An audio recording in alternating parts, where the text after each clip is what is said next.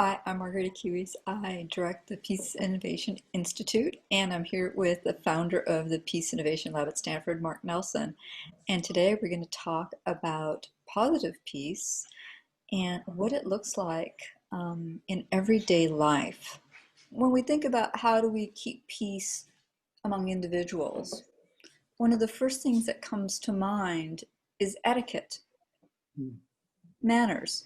You know, we have these social codes, these rituals and behaviors that we learn from our parents when we're very little about how to get along with other people. And so a lot of cultures have a core of hospitality to them. Canadians are famous for being extremely polite. You know, you don't use aggressive words. Being Latin American, we have very flowery language. To communicate with other people. You know, mi casa es tu casa, you know, my home is your home. It is open to you. I'm inviting you into this intimate space. When you meet someone, you know, you say, a sus órdenes, you know, which in English means at your orders, at your command. I'm here to serve you. You're triggering mirror neurons, and you're really triggering this thing that humans do so well. It's one of our superpowers, is the warm-up to high-level cooperation, which is reciprocity. So it's a way of saying, look, I'm investing in you, and showing it. And so I see that as, you know, if we think about positive peace or practical peace or peace that people do every day, but they don't label it as such, those are peace customs, peace behaviors that we do to interact with each other, to make it enjoyable. It creates a safe space. Yeah. Right. It creates a safe space. It just establishes that, you know, in our game design thinking, we would say it establishes the magic circle to create a safe space for two people to interact with each other. The upside is that there's no limit to how good you can be to each other or how good you can feel. Right. There are always all these opportunities to spark joy or happiness or connection when you're oriented in a positive peace way. If you flip it on the other hand and you're thinking about negative peace, which is how do I prevent bad things from happening, there's a boundary to that, right? This positive negative duality actually exists in all aspects of life. Every area of life, everywhere there's an energy exchange, exactly. As our colleague James Tangor at Drexel talks about, everything's an energy exchange, and anywhere where an energy exchange happens across a gradient, the same phenomena occurs. Yeah. When we think about money, there could be like two different mindsets. One would be like a negative money mindset, which is like, I'm going to save as much money as I can. And then you say, well, how much money do you earn? So let's say, for the sake of easy numbers, $50,000. Okay, so the maximum you could save in a year is $50,000. But that's actually not true, because you have to pay taxes, and you have to pay rent, and you need to eat something, even if it is ramen. So you subtract that out, and there's a ceiling to how much money you can save. You know, trying to save your way to wealth is really following the path of the flight or freeze reflexes of the amygdala.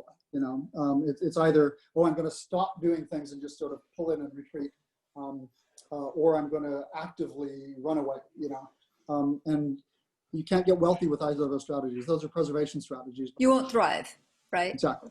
And likewise with negative peace, if you say,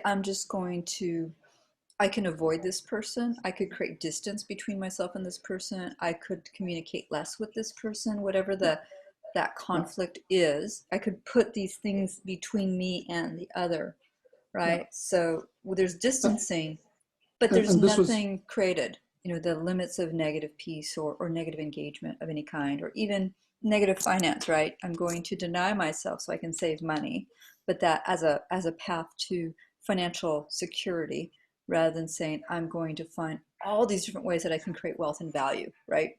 So if we look at the money example, we could say, I can get a new job. I could ask for a raise. I can get a new skill that increases my value in the market. I could start a company. I could invest my money. I could go in with other people and buy a franchise. There are infinite number of ways to generate wealth, and it's up. And when we think about peace, it also has that potential. There are an infinite number of ways that people can be good to each other. And there's no upper limit on how good we can be to each other. We're still miles from we don't even know what the limits are. Yeah. So let's start there as the launch pad into positive peace.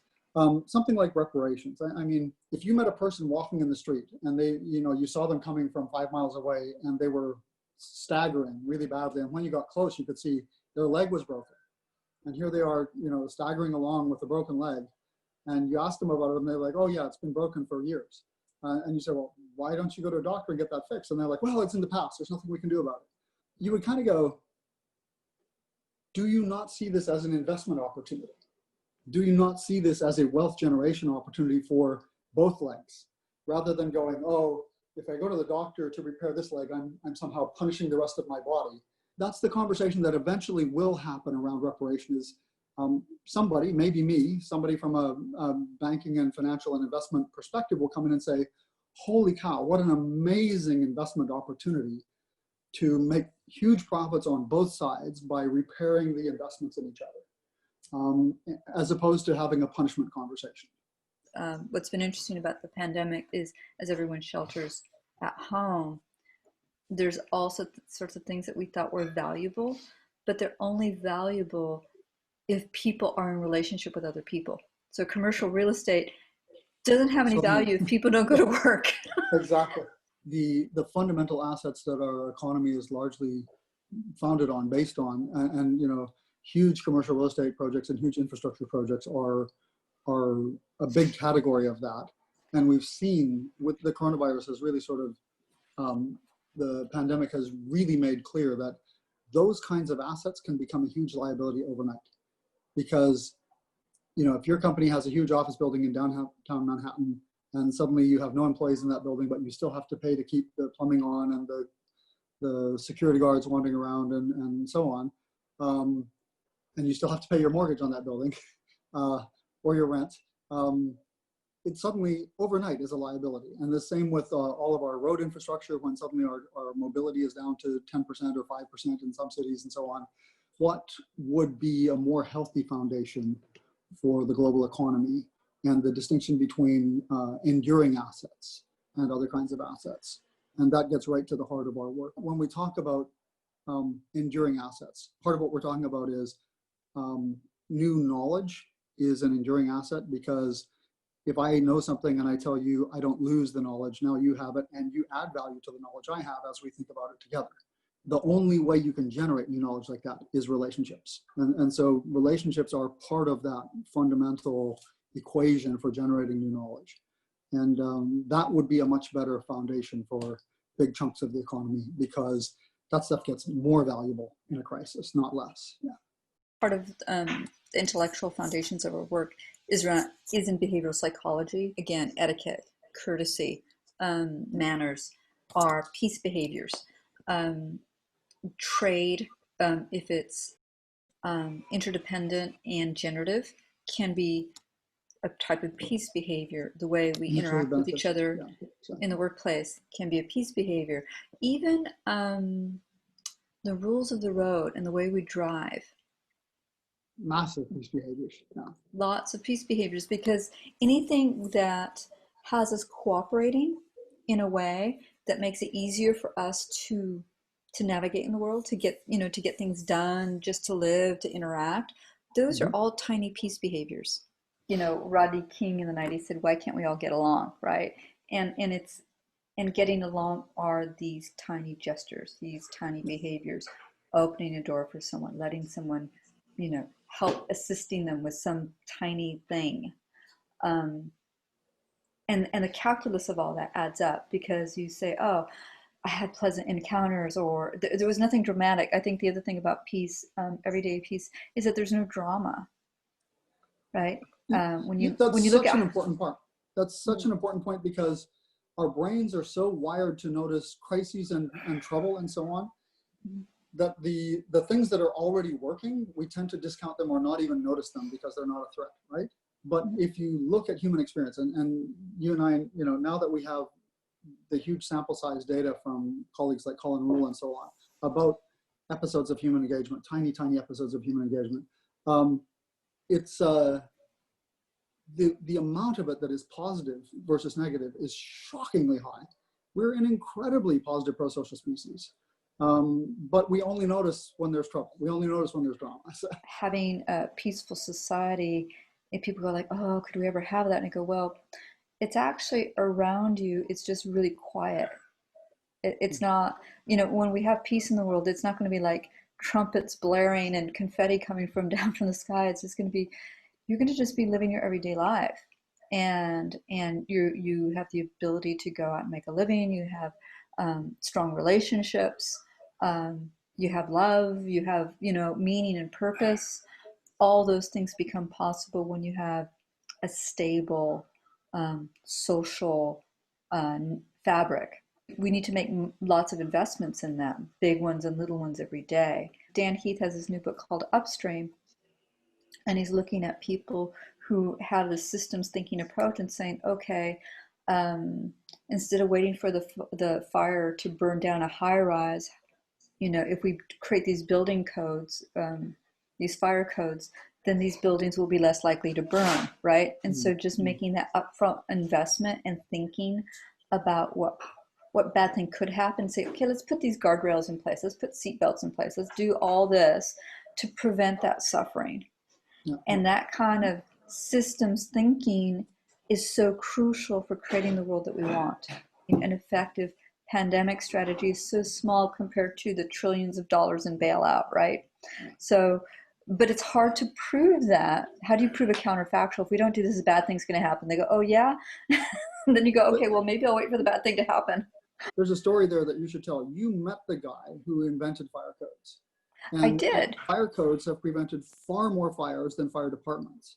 And they've also saved the lives of so many firefighters, not to mention all of us who would have been in a fire in the building we're in had fire code not been invented. But since the fire never happened, we don't even know that in some parallel reality, we died in a fire. Tell that story, because it's such a powerful example of preventive positive peace. And then we'll come back to sort of the more active kind, but yeah. No, a number of years ago, I had an opportunity to go to New Orleans back in the 90s, and we happened upon a firefighter museum. So we went in, and there was this older gentleman there, and it was basically, he had put together this museum. He was a retired um, fire chief and so on. And earlier in his career, he told us a story about how he had led the effort to create the fire code standards in high rises, because a couple of decades ago this was a problem of high rises burning, uh, and he put together a team to address this and saying, instead of going in and putting the fire out, and it's a huge problem and the loss of life and everything else, what should we be doing upstream? And he led that effort, and the he saved so many lives because of doing that. And it was, I just love listening to his stories because he needed someone to witness what he had done. And this is something that, again, saved who knows how many lives. We will never know because the fires never happened. But there's no statue to him, there's no plaque to honor that heroic upstream systems thinking effort, right? And that's the thing with peace, is that if you do it right, um, there are no huge acts of heroism. You know, there's not going to be a statue put up for you because you created all this positive peace.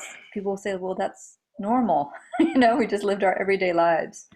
Um, and I think that's one of the challenges that the argument that Dan Heath makes in his new book Upstream is that how do you get people to step up and do those things when it's not anybody's job? So to me, there won't be a reward for it. Yeah. or there won't be a reward for it. And so part of it is saying like, well, you habituate to do this because they're tiny behaviors that increase the quality of your life, increase the quality of life around for the people around you. Right? If we instead we put the frame of how vibrant a community do we want to have aspirationally. Oh, wouldn't it be beautiful to have parks? Yes, let's do parks. Wouldn't it be wonderful to have sidewalks so it's easy for people to walk? Wouldn't it be wonderful to have bicycle paths? All those things enhance the quality of life, but also are the physical infrastructure that makes positive peace possible. Yeah, yeah. But this is also where us financiers and the investment banker comes in and goes, oh, but there could be a price signal for the value of positive peace. We could actually reward that if we want to. We get to choose which things we reward. That's just a design decision. And we could make that a big deal. And a big chunk of our work has actually been about that. I've been saying, okay, so there's these preventive positive peace behaviors, and fire code is an amazing example of that, and they can be incredibly powerful. And that guy should win some kind of a Nobel Prize, by the way. And we could do that as a society. Because with statistics, you can figure out all the things that would have happened. You can see the other side of Bastiat's paradox, you know. But you and I have been more focused on, okay, the really active side, which shows up a little further downstream than the preventive side, and is really about how deliberately, intentionally good can we be to each other when we're proactive and preemptive. And the fire code is kind of just the preemptive. But if we start looking at, you know, the hospitality culture that you talked about at the beginning here is more of a proactive positive piece, in the sense of I am going to deliberately go out and invest these behaviors in the world to elicit reciprocity. And the people who do that really well can potentially do it expansively, can do it at a huge scale, because it's such a rewarding behavior.